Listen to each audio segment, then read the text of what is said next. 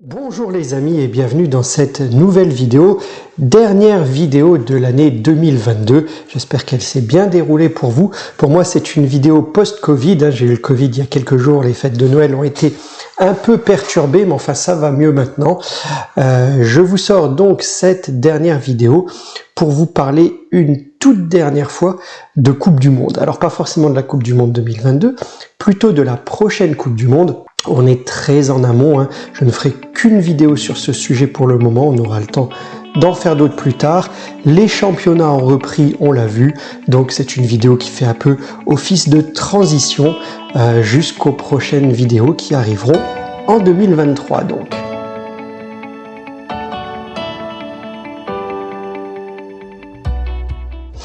Et oui les amis, je tenais donc à vous parler de la Coupe du Monde 2026 en quelques lignes parce qu'il y a déjà 3 aspects majeurs qui se profilent et j'aimerais que vous me dites ce que vous en pensiez. Alors, la première annonce que nous avons eue, c'est que cette Coupe du Monde va passer de 32 à 48 équipes, c'est énorme. 16 équipes en plus et ça change pas mal de choses. En effet, pour passer de 32 à 48, il faut donc attribuer plus de billets qualificatifs. Qui veut dire plus de billets qualificatifs veut donc dire une répartition par confédération plus importante. Et c'est actuellement le principal débat entre les différentes confédérations.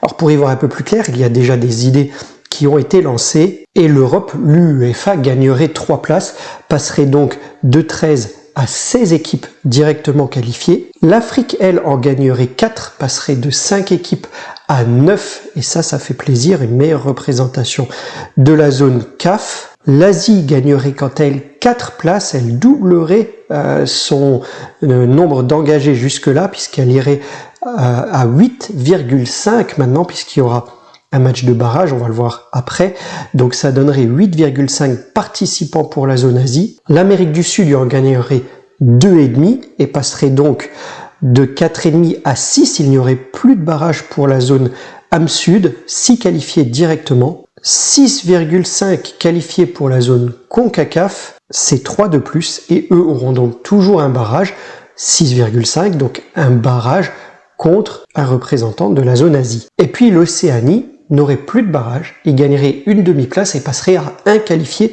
directement. Voilà pour vous donner un peu la représentation et pour vous démontrer le nombre d'engagés qui participeraient à cette compétition, la Coupe du Monde 2026, donc 48 équipes. Alors la deuxième notion, eh bien, c'est que 16 qualifiés supplémentaires revient effectivement au premier tour à plus de poules et donc à revoir complètement l'organisation. On parlerait de poules de 3 équipes. Nous avions 8 poules de 4, on partirait sur 16 groupes de 3 équipes, ça fait beaucoup de groupes. 3 équipes seulement, ça reste à définir puisque je sais que vers la fin de la Coupe du Monde, Infantino, le président de la FIFA, avait dit que les derniers matchs de poule étaient superbes, et c'est vrai, et que c'était dû au fait qu'il y avait 4 équipes dans les groupes. Donc on n'est pas sûr de partir encore sur des groupes de 3, mais en tout cas, c'est ce qui serait dans les tuyaux actuellement, 16 groupes de 3. Et en plus de ça, les amis, je ne sais pas si vous en avez entendu parler, il y a une idée, on verra si elle se concrétise, qui revient à dire que quand il y a un match nul dans ces matchs de groupe, eh bien il n'y a pas de prolongation dernière, normal, mais il y aura une séance de tir au but. Et le vainqueur de cette séance de tir au but emportera un point supplémentaire. Un point pour match nul, ça on le sait, ça change pas, mais un point supplémentaire pour le vainqueur de cette séance de tir au but. Une idée un peu folle selon moi. Pour le moment, ça reste à chaud, ça a été annoncé il y a pas longtemps. J'y suis pas trop favorable. On va voir ce que ça va donner. Et puis cette hausse du nombre de qualifiés veut donc dire une hausse du nombre de matchs joués. Et donc on s'attendrait peut-être à une Coupe du Monde non plus sur un mois, mais peut-être 1 mois et demi, et attention à l'état de la pelouse. Et puis la troisième notion sur laquelle je voulais revenir, c'est la hausse des revenus. En effet, l'augmentation des équipes entraînerait une hausse de beaucoup de revenus. Selon un rapport de la FIFA, elle tablerait sur une augmentation de 605 millions d'euros supplémentaires par rapport aux prévisions qu'elle avait pu faire pour la Coupe du Monde 2018. Mais aussi 480 millions de plus en droits de télé et 350 millions de revenus marketing.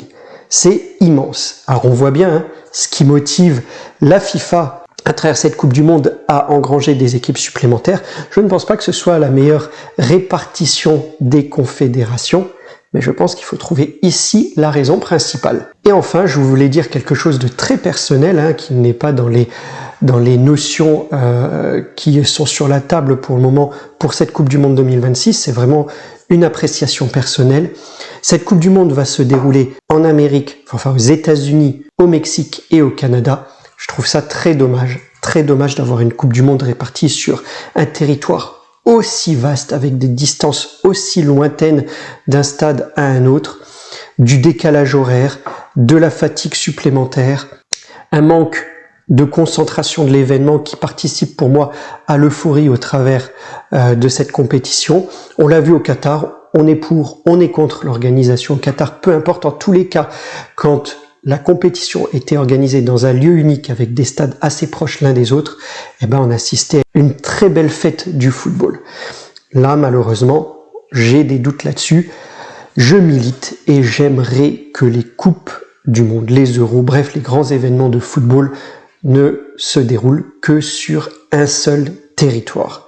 Voilà, ça c'était mon petit coup de gueule, mon aparté. C'est tout pour cette vidéo les amis, j'espère qu'elle vous aura plu. Dites-moi ce que vous pensez de ces différentes idées qui arrivent déjà pour la Coupe du Monde 2026. On se reparle bientôt pour de tout autre sujet. Profitez bien de votre nouvel an qui arrive aujourd'hui si vous regardez la vidéo le jour de sa sortie. On se dit à très vite. Likez, partagez, commentez, mais surtout appréciez. Et je vous dis à bientôt pour une prochaine vidéo. Portez-vous bien les amis. Au revoir.